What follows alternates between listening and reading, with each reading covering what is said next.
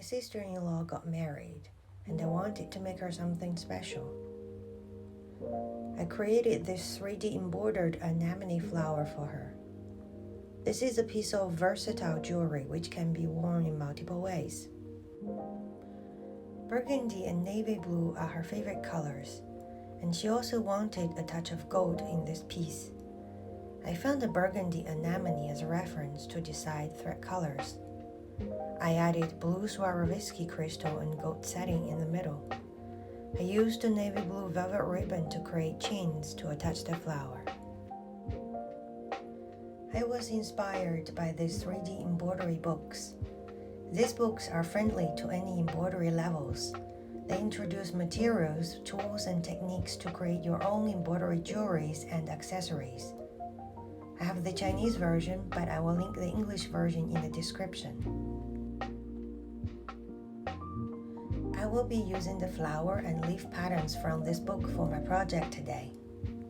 To prepare the hoop before embroidering, I cut paper towels into 1-inch strips and wrap the strips evenly and tightly on the hoop. When continuing with a new strip, I overlap the two ends while holding them tightly and continue to wrap. When I finished wrapping, I cut the end and secured the end with glue. Wrapping the hoop can help to hold the embroidery fabric tightly, especially when the hoop is smooth. You can also use fabric scraps. To set the fabric on the hoop, I use a screw as anchor to determine the fabric direction. Make sure the fabric fiber goes cross like this. I then tighten the screw and adjust the fabric until there is no visible wrinkle on the surface. When pulling the fabric, make sure to pull downwards on both sides. This is to ensure the fabric fibers are pulled evenly on both directions. Keep adjusting and pulling until the surface is tight like drum and fabric fibers are straight. I cut the excess fabric, then the hoop is ready for embroidering. I transfer the patterns on clear vellum with a pencil, then cut them out. I tape the patterns on the back. The side with drawing is facing the fabric.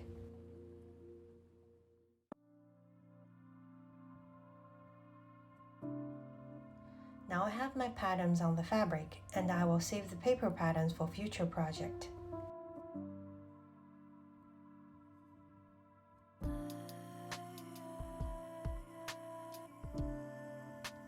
I cut an arm-length threads and take only one strand to sew the wire. The thread is the same color as the first layer.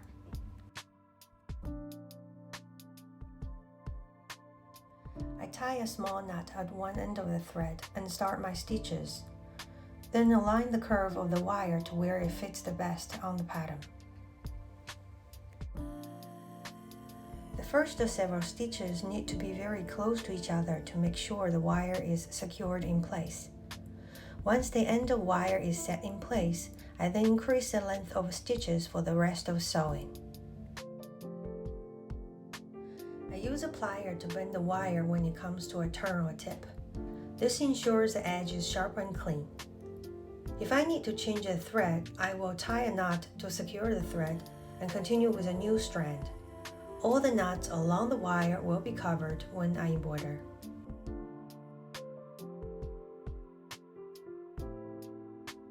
Towards the end, I leave extra wire to overlap with where the wire started to create a complete loop.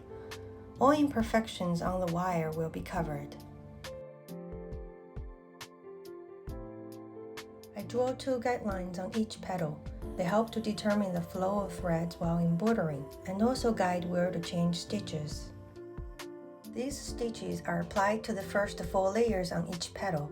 I use different stitches on the 5th layer.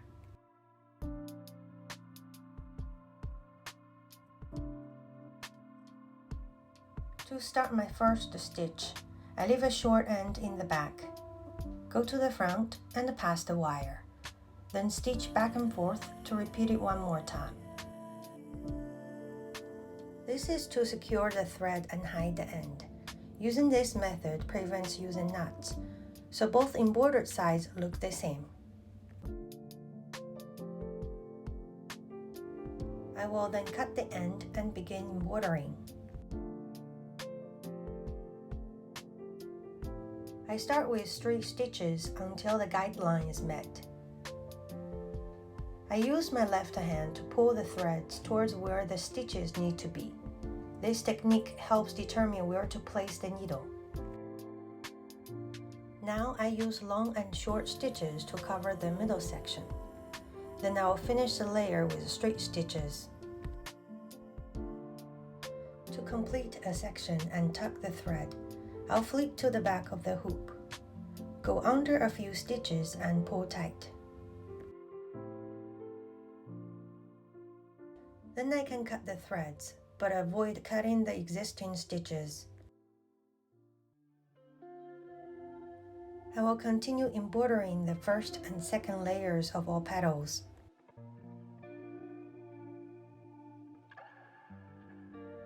I'm switching to DMC 3685 for the third layer. I'm following the pattern to finish the layer of all petals.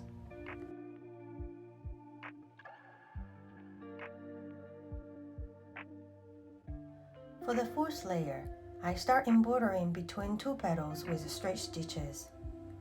I use short and long stitches in the middle section and finish up this layer with straight stitches.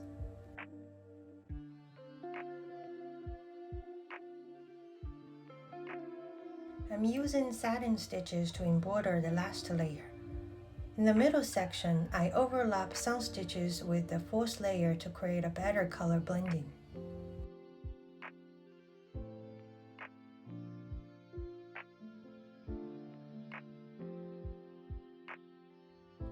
I'm using blanket stitch to secure the edge. At the corner, I start with a small stitch to secure the thread. Then I will cut the thread end and begin stitching.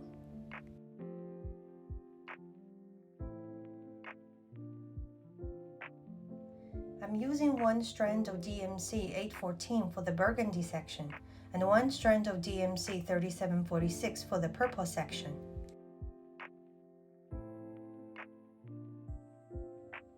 Now the bigger flower layer is complete. I also made a smaller one using the same method.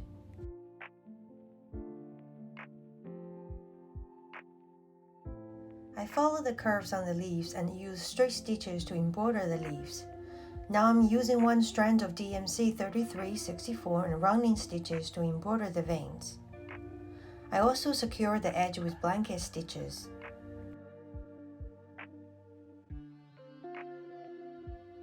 After I finish embroidering, I cut out the flower and leaves individually. Now I'm trying to get as close to the edge as possible to clean the fabric fibers without cutting any stitches. I use markers close to the color of threads to color the edge. This can camouflage the fabric fibers along the edge.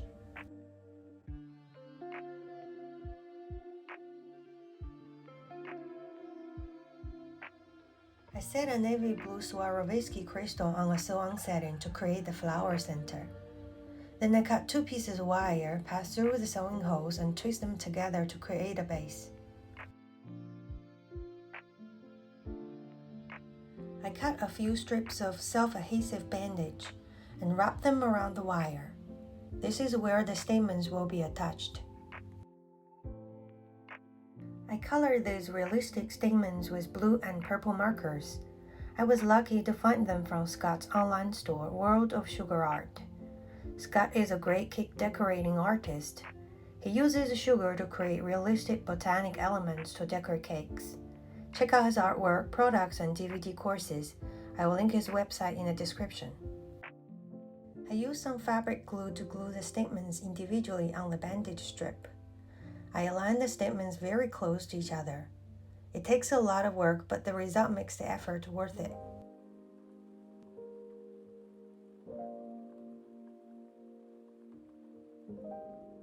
In order to create more realistic and full-looking flower center, I spent hours to make two strips of stamens.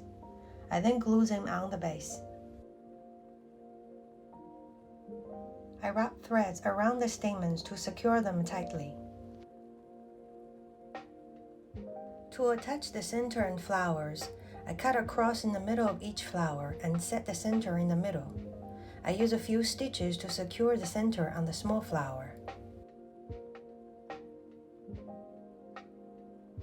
Next, I use fabric glue to set the big flower. It is hard to tell which side is the front because both sides look almost the same, but a closer look helps you see slight differences.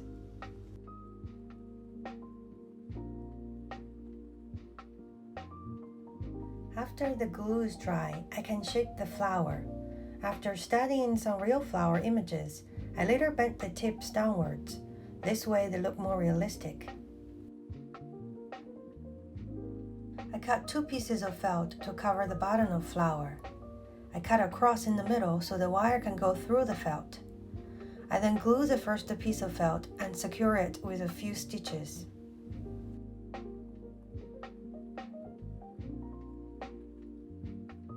I bend the leaves to fit the curved shape and sew them tightly on the felt. Using the second piece of felt, I can cover all imperfections.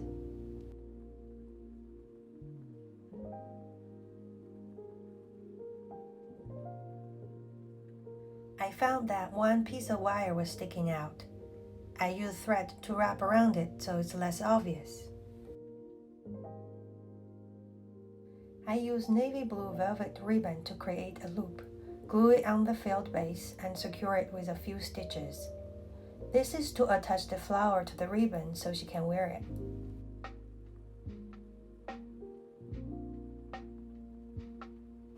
Now the flower part is complete. I cut ribbons into different sizes based on her measurements. I attach gold claws and chains to create bracelet, belt, and necklace. She can also use a pin to wear it as brooch or pin it on hat or purse as accessory. It's finally complete. Please enjoy.